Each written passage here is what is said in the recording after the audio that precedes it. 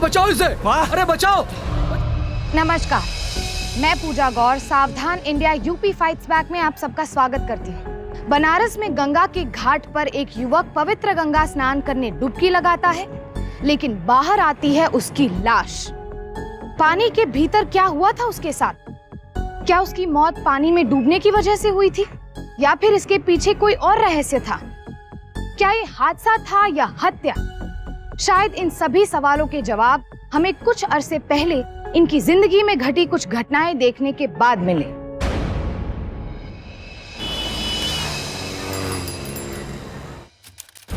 हमारे खानदान में दोस्ती तो छोड़ो, दुश्मनी भी बराबरी के लोगों से की जाती है। जमाना बेशक बदल गया हो, लेकिन हमारी सोच और जमाना बिल्कुल नहीं बदला है। और आप एक बात जान लीजिए कि आज के बाद आप उस लड़की को कभी नहीं मिलेंगे।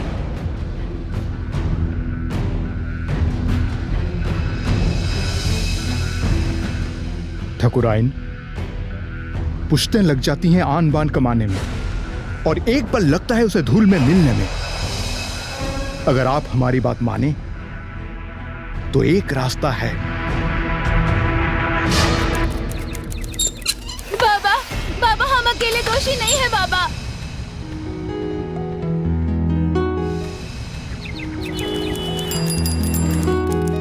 हाय अंजू, एक्चुअली वो सरिता आजकल कॉलेज क्यों नहीं आ रही है? कि पापा ने कॉलेज से उसका नाम कटवा दिया है।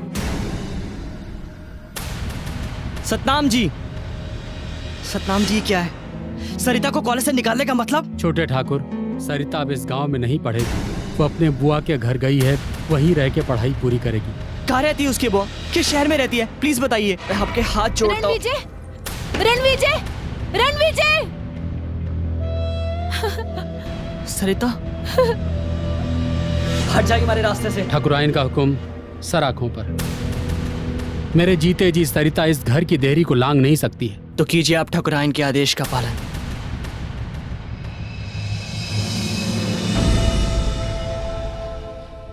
क्यों कर रही है आप ऐसा? आप ही की भलाई के लिए कर रहे हैं। किसी इंसान को जानवर की तरह कैद करवा के रखना, किस जमाने में आप जी रही हैं? रणविजय, यदि आपको उस लड़की की इतनी फिक्र है तो हमें ये शहर छोड़ना होगा, हमेशा हमेशा के लिए। लेकिन हम कहाँ जाएंगे? बनारस, वहां आपके पुरखों की जमीनें हैं, इतनी बड़ी हवेली है, कौन संभालेगा उन्हें?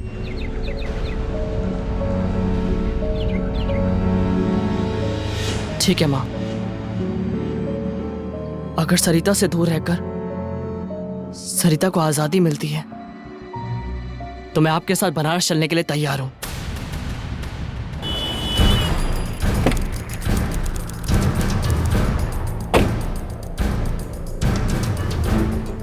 रणविजय, तुम अब तक गाड़ी में क्यों नहीं बैठे? आपने सरिता के पिता को इन्फॉर्म किया? तुम अपना वादा निभाओ और हम अपना वचन निभाएंगे।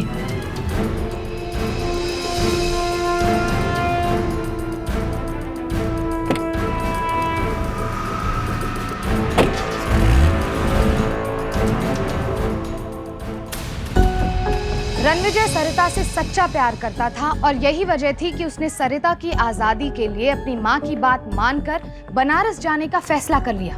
और सरिता के पिता ने भी अपनी बेटी पर लगी सारी बंदिशें हटा ली। तो क्या उनका प्यार समाज की पुरानी रूढ़ियों और संतराम जैसे लोगों के अहंकार के सामने मजबूर हो चुका था और हार मान चुका था? क्या यही अंजाम था उनकी प्रेम कहानी का, या फिर उनके दुश्मनों को और भी ज्यादा कीमत चाहिए थी उनके प्यार की?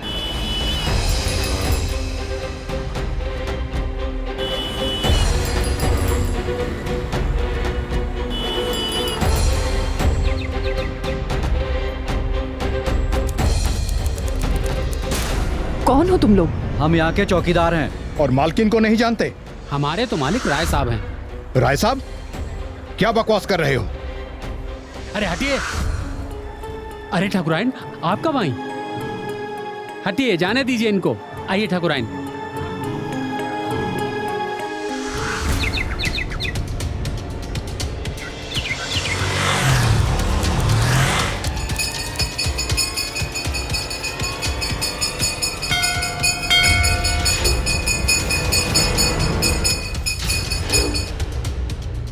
राय साहब। पंडित जी,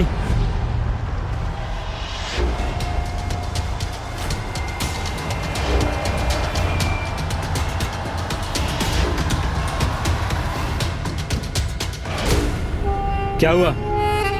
तुम्हारी मौत आई है क्या? तुम्हें पता नहीं कि हम पूजा के समय किसी से नहीं मिलते? राय साहब, ठाकुराइन माँ परिवार के साथ वापस आ चुकी हैं। क्या? और तुम वहां से दुम दबा के भाग गए ये बताने के लिए? गांव वालों की मदद से उन्होंने हवेली में भी प्रवेश कर लिया है। गांव वालों की मदद से? जी। गांव वालों की मदद से वो हवेली में तो घुस गए। देखते हैं कि गांव वालों की मदद से कब तक जिंदा रहते हैं। तुम एक काम करो, तुम अभी ही निकलो वहां पे, उनकी पल पल की खबर हमें देना। वो कब कहाँ जाते हैं, किससे मिलते हैं, क्या करते हैं क्या नहीं। जाओ।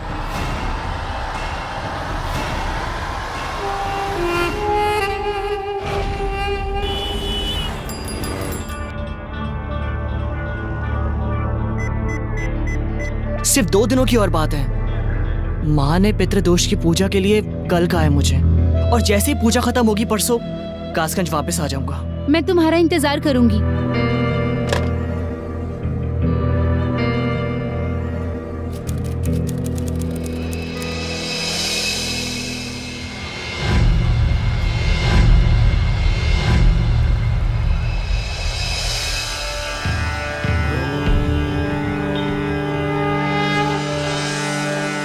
गंगा जी में डुबकी लगा लो।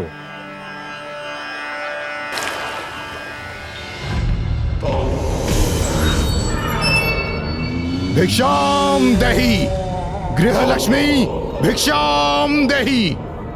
ये लो बाबा।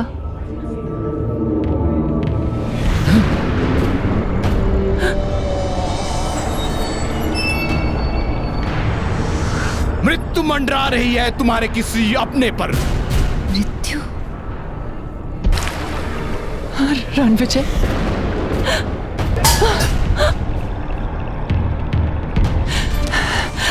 रणविजय, भगवान। यजमान, अब पितृ शांति के लिए आखिरी डुबकी लगाइए। रणविजय, रणविजय।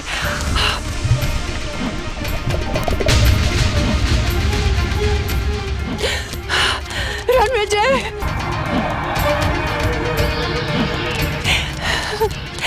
हे भगवान, रणविजय। अरे कोई तो बचाओ। माँ, माँ। अरे इनका तो गला रेत दिया किसी ने। क्या इस दिन के लिए हम बनारस आए थे?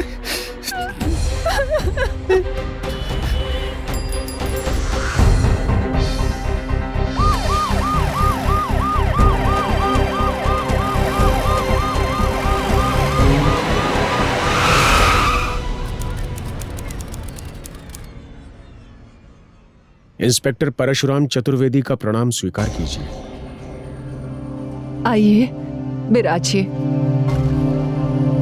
क्षमा कीजिए महोदया, जो इस दुखद स्थिति में आपसे प्रश्न करने चला है, किंतु कार्य तो कार्य है। नैनम छिन्दन्ति शस्त्राणि नैनम दहति पावक। भगवद गीता अध्याय 2 श्लोक 23। आत्मा को कौन मार सका है, किंतु खोजबीन तो करनी ही पड़ती है कि किसने इस अनश्वर आत्मा को इस नश्वर शरीर से अलग करने का दुस्साहस किया है। हिंदी में बात कीजिए ना इंस्पेक्टर साहब। मित्र, महादेव की नगरी में देवनागरी बोल रहा हूं, जैसे आप हिंदी कहते हैं। आपका परिचय? ये शंभू हैं। ठाकुर साहब के समय से ये हमारे परिवार की सेवा कर रहे हैं। शंभू, शंभू, शंभू जी, मैं कुछ प्रश्न पूछ सकता हूं? दिव्या जी, जिस तरह आपके पुत्र की हत्या हुई है, उसे देखकर यह बिल्कुल नहीं कहा जा सकता कि यह एक अस्वैच्छिक या गैर इरादतन हत्या थी। जरूर ये किसी ने बहुत ही सोच समझ के किया है या करवाया है। आपको किसी पर संदेह? मैं आपसे कुछ पूछ रहा हूं दिव्या जी। अगर आप मेरी मदद नहीं करेंगी तो मैं किस तरह से आपके पुत्र के हत्यारे तक पहुंचूंगा? ठाकुराइन, अब बताते क्यों नहीं है? आपको तो पता है ना, अपने ही पुश्तैनी घर में घुसने के लिए कितना बखेड़ा खड़ा किया था उसने। अब चुप क्यों है?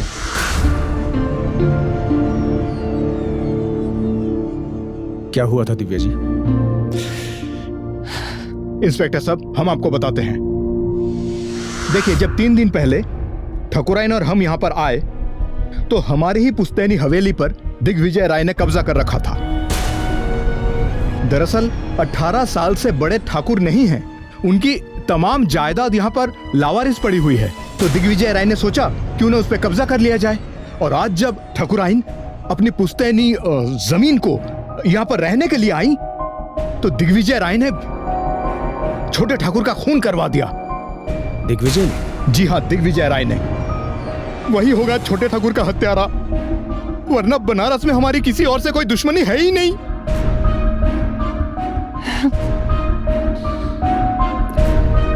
चलता हूं, नमस्कार।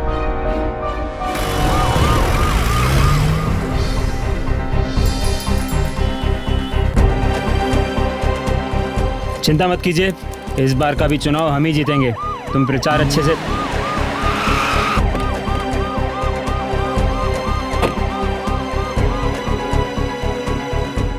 इस समय बेवजह हमारे यहाँ आने का मतलब मैं आपको बाद में बताता हूँ। पहले ये बताइए कि रणविजय के परिवार से आपकी क्या दुश्मनी है? कोई भी जवाब हम आपको देने के लिए मजबूर नहीं है, समझे? रास्ता वहाँ पे, निकलिए, चलिए। वर्दी पर हाथ लगाने के जुर्म में मैं अभी आपको अपने साथ ले जा सकता हूँ। देखिए, हमें ज्यादा गणित मत समझाइए। पहला कानून आपने तोड़ा है, बिना वारंट के हमारे घर में घुसाए हैं। अगली बार आना हो ना तो वारंट के साथ आइएगा, वरना जरूरत नहीं है। वरना कानून तो हम सिखा देंगे तुम्हें, बहुतों को सिखाए हैं। हाँ, बाकी कभी चाय पीने का दिल हो तो आ जाइएगा शाम को वर्दी उतार के। आपके एसपी साहब भी आते हैं। ओह हाँ, चलिए निकलिए यहाँ से। बहुत जल्दी आपकी इच्छा पूरी करता हूँ। चिंता मत कीजिए, छोड़िए इन सब बातों को, इनको जाने दीजिए, हम देख लेंगे सारा का सारा, ठीक है? अभी आप तैयारियों में लगिए, जाइए आप प्रचार कीजिए, तैयारियों में लगिए।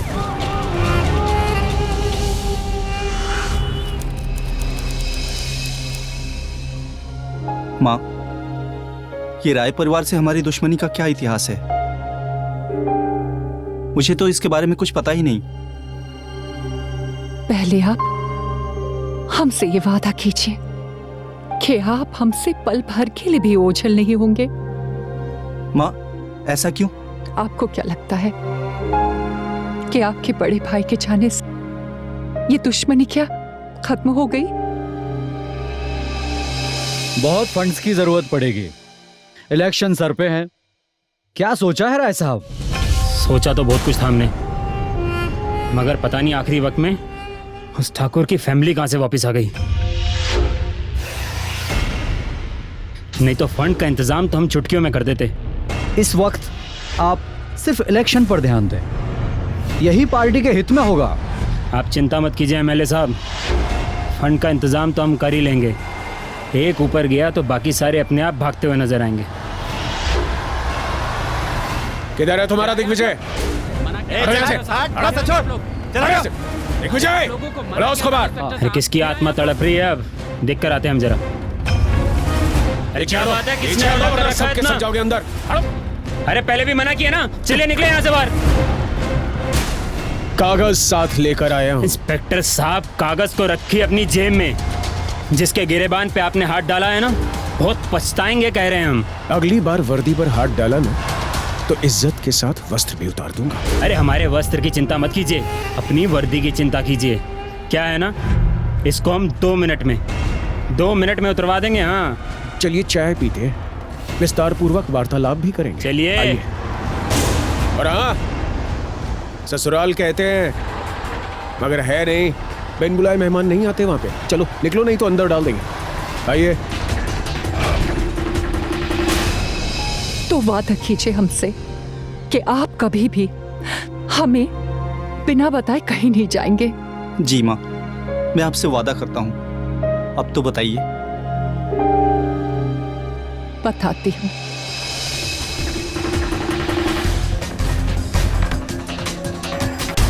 अरे इंस्पेक्टर साहब, ऐसे कीड़े मकोड़ों के लिए हमारे पास वक्त नहीं है। और वैसे भी आप जानते हैं इलेक्शन सर पे हैं, हमारे घर पे विधायक जी आए हुए थे और आप हमें यहाँ ले आए। अरे हम उन्हें मारेंगे क्यों? भाई अब इसे संजोग कहें या कमाल की योजना, आपके पिता की हत्या भी आज से 18 साल पहले ठीक उसी तरह हुई थी ना। जिस तरह रणविजय की हुई है। आपके पिता की हत्या का संदेह ठाकुर रुद्र प्रताप सिंह पर था, जो कि पुलिस एनकाउंटर में मारे गए। उसके बाद उनका सारा परिवार ही शहर छोड़कर चला गया। मौका कहाँ मिला होगा आपको? इंस्पेक्टर साहब, उस समय हम बच्चे थे, हमें तो कुछ याद भी नहीं। पर मैंने तो सुना है कि ये राय और सिंह परिवार के लोगों में कोई भी बात भूलने की आदत नहीं होती। आपका खून इतना ठंडा हो गया राय साहब कि अपने पिता की हत्या का बदला लेने का विचार तक नहीं आया। भाई ये तो राय होने पर कलंक होने वाली बात हो गई। अरे इंस्पेक्टर साहब, बना ली आपने कहानी, हो गई आपकी कहानी खत्म। कोई सबूत है तो दिखाइए। अगर हमें उन्हें मारना होता तो सबको साथ में मारते। आपने कभी कॉकरोच देखे? कॉकरोच को कभी एक एक करके नहीं मारा जाता, सबको साथ में मारा जाता है। मौका नहीं मिला होगा ना, जो किसी एक का मौका मिला उसी को लपक लिया। हमें किसी को एक भी मौका नहीं देना है।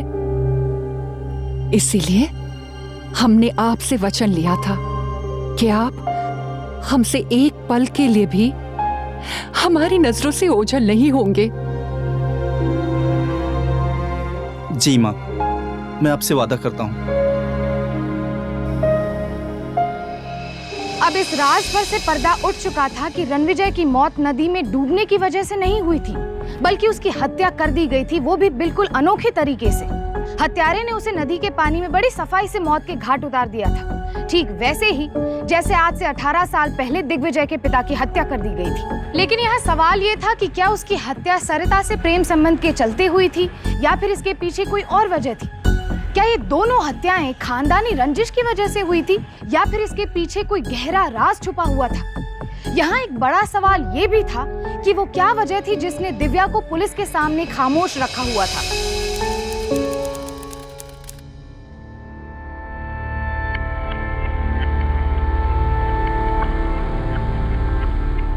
हेलो रुद्रांश, मैंने तुम्हारी भैया की मौत की खबर पढ़ी।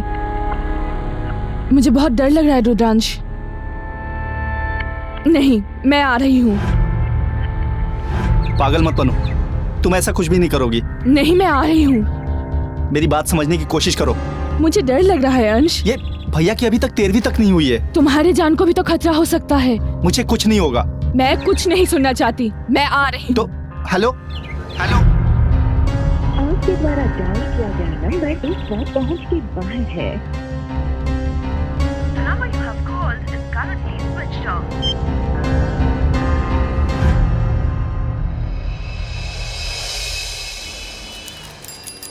इंस्पेक्टर साहब, आप मेरे मुवक्किल को 24 घंटे से ज्यादा केवल शक की बुनियाद पर अपने लॉकअप में नहीं रख सकते। मैं मजिस्ट्रेट से ये बेल के पेपर्स ले आया हूं। आप दिग्विजय सिंह को तुरंत रिहा कर दीजिए।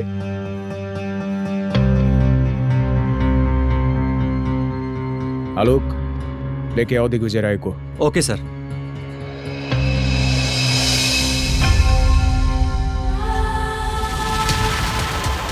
क्या इंस्पेक्टर साहब, लगता है फिल्में बहुत देखते हैं, कहानी बहुत अच्छी बना लेते हैं, मगर समस्या ये है कि आपके पास सबूत कुछ नहीं है।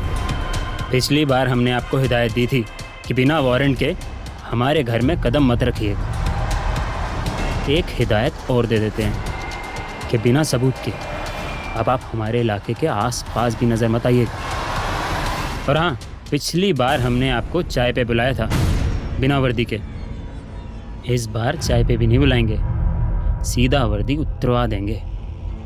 और जहाँ तक बात रही सबूत की, वो तो आपको मिलेगा नहीं। राय साहब, केवल संदेह था, 24 घंटे के लिए अपना अतिथि बनाकर रखा, और कहीं संदेह सत्य निकला ना, तो क्या करूंगा आप सोच लीजिएगा। आप अपनी परवाह कीजिए, हमारी छोड़िए। और जिनकी वजह से आपको संदेह था ना, उन पे तो अब हम नज़र रखेंगे। हाँ, चलते हैं। हेलो, हाँ, एक काम करो, सिंह परिवार के हर एक सदस्य पे पल पल की नज़र रखना। इलेक्शन सर पे हैं, माहौल गर्म है, मेरे से बात करे बगैर कुछ मत करना, ठीक है? इंस्पेक्टर साहब, किसी पे नज़र रखना तो कोई क्राइम नहीं है ना? आलोक। Yes sir. राय और उसके हर आदमी पर पल पल नजर रखो। Okay sir.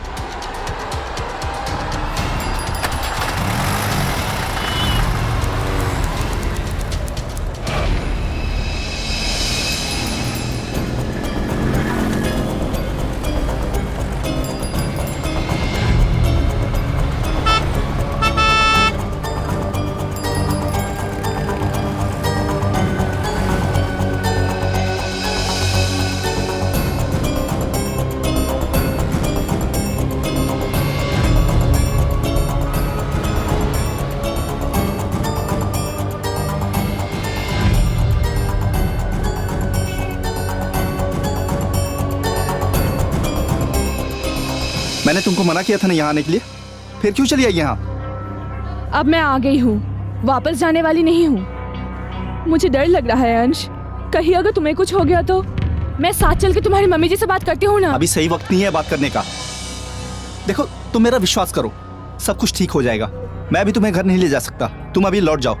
देखो सही वक्त आने पे मैं तुम्हें खुद बुला लूंगा। मैं वापस काशगंज नहीं जाऊंगी, चाहे मुझे इसी बस अड्डे पे रहना पड़े। अच्छा बाबा, सोचने दो। ठीक है, चलो।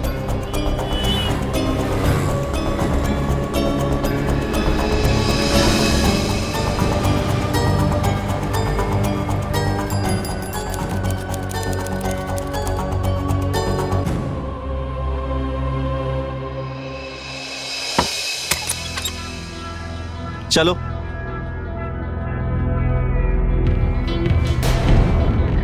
जब तक मैं माँ से बात करने का कोई रास्ता नहीं निकाल लेता, तुम यहीं रहोगी, इसी गेस्ट हाउस में। हमारे ऊपर क्या बीत रही है तुम्हें उसका अंदाजा भी नहीं होगा। सुनना चाहोगी, जानना चाहोगी? तो सुनो। माँ हमें कासगंज से बनारस ले आई, लेकिन भैया का चक्कर एक सरिता नाम की लड़की से था। भैया बहुत प्यार करते थे उसे, लेकिन ये माँ को कतई मंजूर नहीं था, क्योंकि माँ की शान के ऊपर बात आ जाती। यहां पहुंचे तो पता चला कि हमारा पुश्तैनी झगड़ा है। भैया का क्या दोष था? भैया का कोई दोष नहीं था। भैया तो पितरों की मुक्ति के लिए घाट पे गए थे ना, तो भैया को मुक्ति कैसे मिल गई? हम पर जो बीता है ना, उसका अंदाजा हमें ही है। भैया का दोष ही क्या था? भैया तो बच्चे थे ना। देखो प्लीज, मैं तुमसे प्यार करता हूं और तुम मुझसे प्यार करती हो। मैं तुम्हें अपने साथ घर नहीं ला सकता। भैया के चले जाने के बाद माँ बहुत परेशान है, और अगर मैं भी अभी घर नहीं पहुंचा ना, तो माँ और परेशान हो जाएगी। तुम अपना ध्यान रखना। नहीं अंश, प्लीज मुझे छोड़ के मत जाओ। अगर तुम नहीं आए ना, मैं तुम्हारे घर आ जाऊंगी। तुम ऐसा कुछ भी नहीं करोगी, समझी? तुम्हारी नजरों से दूर ना जाऊं, उधर माँ की नजरों से दूर ना जाऊं। मैं जाऊं तो कहां जाऊं? घर से निकलता हूं तो लोग ताक लगाए बैठे हैं कि मैं कब उनके सामने आके खड़ा हो जाऊं। देखो, मैं तुमसे बहुत प्यार करता हूं, तुम यहीं रुको, मैं शाम को आके तुमसे मिलता हूं। अंश, मेरी बात तो सुनो।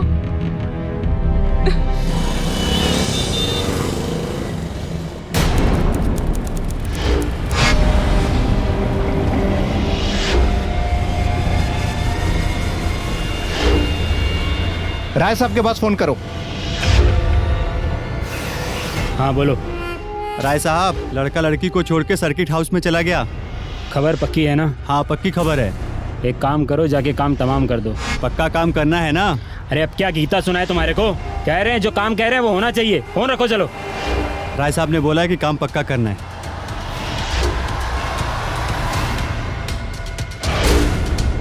हे, यहाँ 5 मिनट पहले कोई लड़का लड़की आए थे। हाँ।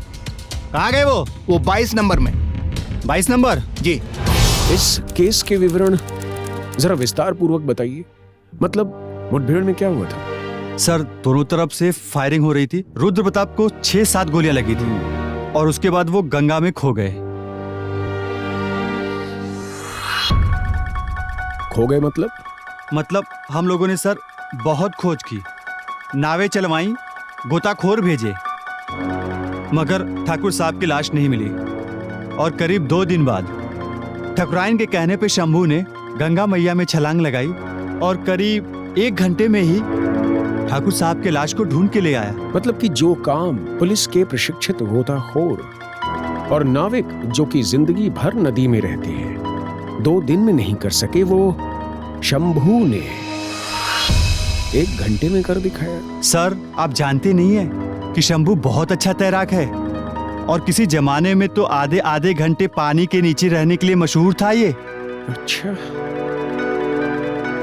और उसके बाद ठकुराइन अपने दोनों बच्चों को और शंभू को साथ लेकर अपने मायके यानी कासगंज चले गए। जी सर। घर के बड़े बेटे रणविजय की रहस्यमयी मौत के बाद घर के छोटे बेटे के कदम भी उसी रास्ते पर बढ़ने लगे थे। एक माँ ये सब कैसे बर्दाश्त कर रही थी? क्या चौहान खानदान में फिर वही कहानी दोहराई जाने वाली थी? क्या दिव्या अपने छोटे बेटे रुद्रांश को उसी तरह से जान गंवाने देगी और कुछ नहीं कहेगी?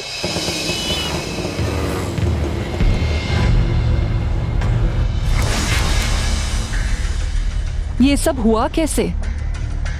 और आप हमें बिना बताए गए कहाँ थे? कुछ नहीं माँ, बस वो ऐसे ही मोटरसाइकिल स्लिप हो गई थी। हमने सुना है कि आपकी कोई खास मेहमान आई हुई है। आपको कैसे पता? हम उससे मिलना चाहते हैं। माँ, ये कोई वक्त है किसी मेहमान को घर लाने का? यही तो हम कह रहे हैं कि ये सही वक्त नहीं है किसी को भी घर आने का। तो फिर वो यहाँ क्यों आई है? मेरा साथ देने माँ। अगर वो आपका साथ देने आई है तो आपको उसकी फिक्र होनी चाहिए। उसका वहाँ अकेले होना खतरे से खाली नहीं है। अगर शंभू ने आपको साथ देखा है तो न जाने कितने लोगों ने आपको साथ साथ देखा होगा। आप तुरंत शंभू के साथ जाके उसे यहाँ लेके आइए। चलो चलो। हाँ ठीक है। अरे गाड़ी स्टार्ट करो जल्दी से। हाँ जी जी पहुंच रहे हैं।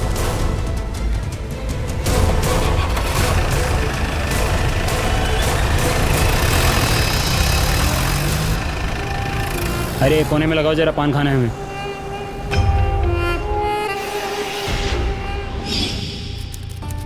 यही है 22 नंबर का फ्लैट? हाँ यही है। यही छोड़ा था उसे? नैना, नैना, नैना दरवाजा खोलो, मैं रुद्रांश। शंभू काका, मुझे कुछ गड़बड़ लग रही है। काका दरवाजा तोड़ दो। हाँ तोड़ दो।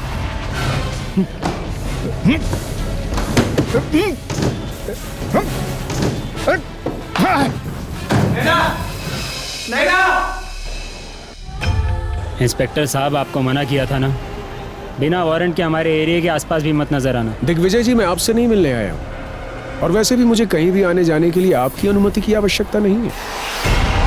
Hello inspector. हेलो। यहाँ सर्किट हाउस में एक हादसा हो गया है। अब प्लीज जल्दी आइए। हाँ, रूम नंबर 22। चलते हैं। पान खाएंगे इंस्पेक्टर साहब? दिग्विजय जी, आप जैसे सफेद पोश लोगों के हाथ से पान खाने में बहुत खतरा है। आप चूना ज्यादा लगाते हैं और हम सुपारी बहुत लेते हैं। चलिए, जैसी आपकी मर्जी। चलो गाड़ी निकालो।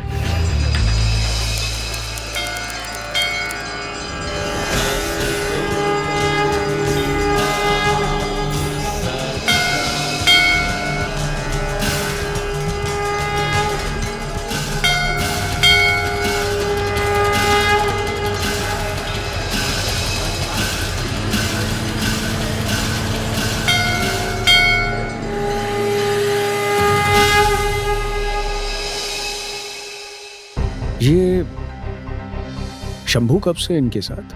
सर, मैंने इस केस की सारी डिटेल्स पढ़ी हैं और शंभू बचपन से ही ठाकुर साहब का ख्याल रखता था। ठाकुर साहब के काफी करीब था वो, और परछाई बनकर उनके परिवार को छांव देने लगा। अब लगी है सही चाबी। शंभू शंभू शंभू।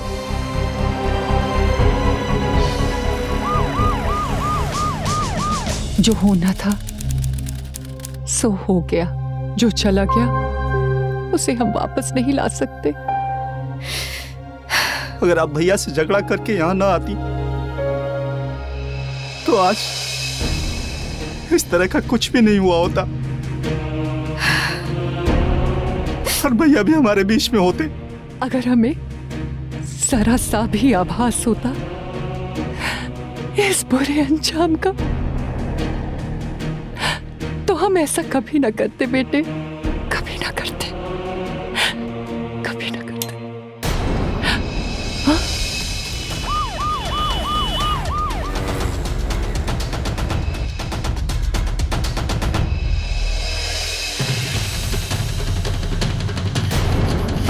कौन है ये? कौन है? ये कौन है? इंस्पेक्टर साहब पकड़िए इसे। ये क्या है?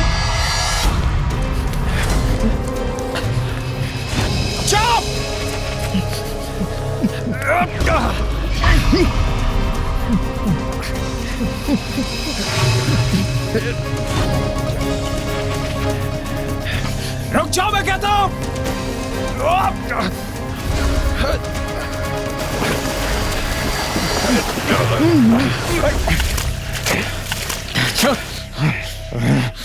चल। दिव्या जिस शंभू को आज तक अपने परिवार का रखवाला मानती रही, जिसे एक परिवार के ही सदस्य जितनी हैसियत दी हुई थी, आज वही शंभू उसके सामने एक हत्यारे के रूप में खड़ा था। क्यों मारना चाहता था वो अपने ही मालिक रुद्र प्रताप के बेटों को? क्यों मारा था उसने बड़े बेटे रणविजय को और छोटे बेटे रुद्रांश की प्रेमिका को, वो भी इतने शातिर तरीके से? दिव्या को दुख भी था और बहुत ज्यादा गुस्सा भी, क्योंकि घर का रक्षक ही परिवार का भक्षक निकला। इंस्पेक्टर परशुराम की चाबी सही लगी, पर ताला कोई और ही खुल गया था।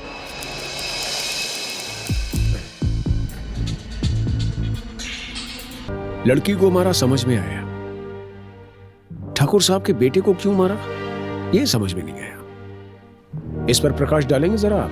अच्छे तैराक हैं हम, पहली बार हारा हूं मैं। हार तो तुम हमेशा से रहे हो। नहीं, कभी नहीं। अपने हाथों से अपने मालिक की औलाद की जान लेते हुए कौन सी जीत मिली तुम्हें? औलाद का फर्ज होता है अपने खानदान की आन बान और मर्यादा को आगे लेकर जाना, पर अगर पेड़ पर फल के बजाय कांटे उगने लगे तो उसे काट कर फेंक ही देना होता है। जात पात ऊंच नीच, आखिर एक इंसान दूसरे इंसान से छोटा कैसे हो सकता है? सरिता मेरी बात सुनो, हमारे माँ बाप पुराने ख्यालात के लोग हैं, पर हम ऐसे बिल्कुल भी नहीं है और ना ही हमारी सोच है। और पता है, हम एक बार एक हो गए ना तो सारे के सारे फासले मिट जाएंगे। ठाकुर साहब की औलाद जिस रास्ते पर भटकने लगी थी, उस रास्ते पर कभी न भटकने के लिए मरते वक्त हमसे वचन लिया था बड़े ठाकुर ने। किस जमाने में आप जी रही है?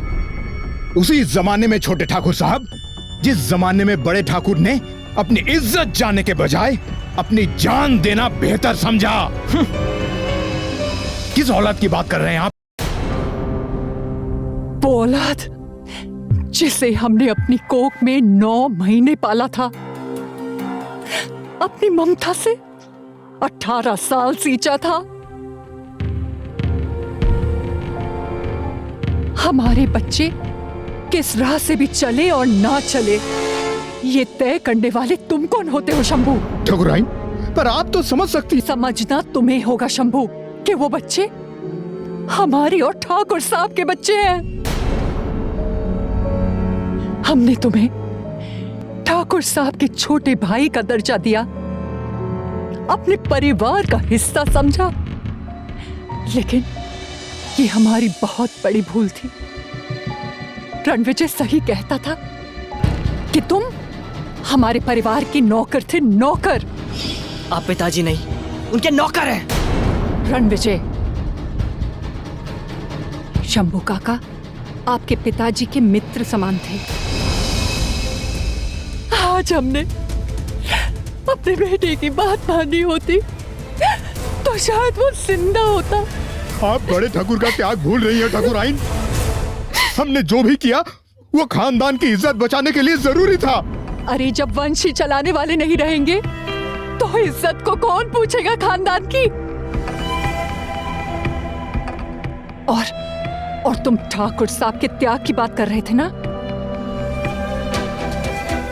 तो याद करो, ठाकुर साहब ने सत्य का साथ निभाने के लिए एक जान ली थी तो अपनी जान त्यागी भी थी।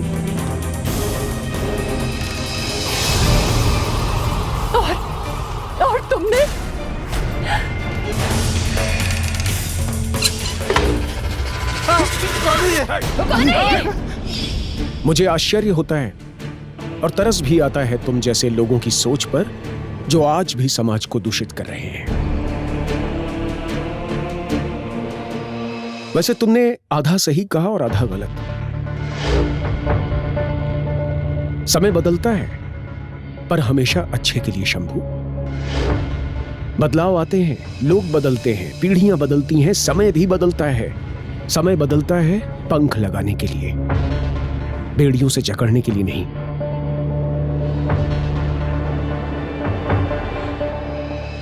अपने मालिक रुद्र प्रताप की झूठी शान को कायम रखने के चलते शंभू की आंखों पर इस कदर पर्दा पड़ गया था कि उसने 2 निर्दोष बच्चों की निर्ममता से हत्या कर दी। शंभू को अपने घिनौने कृत्य की सजा मिली। अदालत ने उसे दफा 302 के तहत दोषी पाया और इस जुर्म के लिए उसे उम्र कैद की सजा हुई। ये कैसी इज्जत है जो अपनों को ही अपनों का कातिल बना दे? ये कैसा रिश्ता है जो अपनों की खुशियों का इस कदर दुश्मन हो जाए कि उनसे जीने का हक ही छीन ले? अफसोस की बात तो ये है कि ये एक शख्स या फिर एक परिवार की कहानी नहीं, बल्कि देश के अलग अलग हिस्सों में आए दिन झूठी शान के लिए होने वाली वारदातों की कहानी है। कभी परिवार के हाथों तो कभी समाज के ठेकेदारों के हाथों सरेआम प्रेमी जोड़ों को मौत के घाट उतार दिया जाता है। एक सर्वे के अनुसार हर साल हमारे देश में 1000 से भी ज्यादा लोग ऑनर किलिंग के नाम पर बलि चढ़ा दिए जाते हैं। क्या अपनी पसंद के इंसान से प्यार करना कोई जुर्म है? क्या एक इंसान को इतना भी हक नहीं कि वो अपनी ही जिंदगी का इतना निजी और बड़ा फैसला खुद ले सके? जब परिवार के बुजुर्गों के लिए बच्चों की खुशी में ही अपनी खुशी होती है, तो फिर ये खुशी क्यों नहीं स्वीकार की जाती? एक सभ्य समाज में ऑनर किलिंग के लिए कोई जगह नहीं। अब मुझे इजाजत दीजिए, कल फिर मिलेंगे जुर्म से जंग की ऐसी ही बेमिसाल कहानी के साथ। तब तक के लिए सावधान इंडिया, यूपी फाइट्स बैक। जुर्म से जंग जारी है, अब यूपी की बारी है।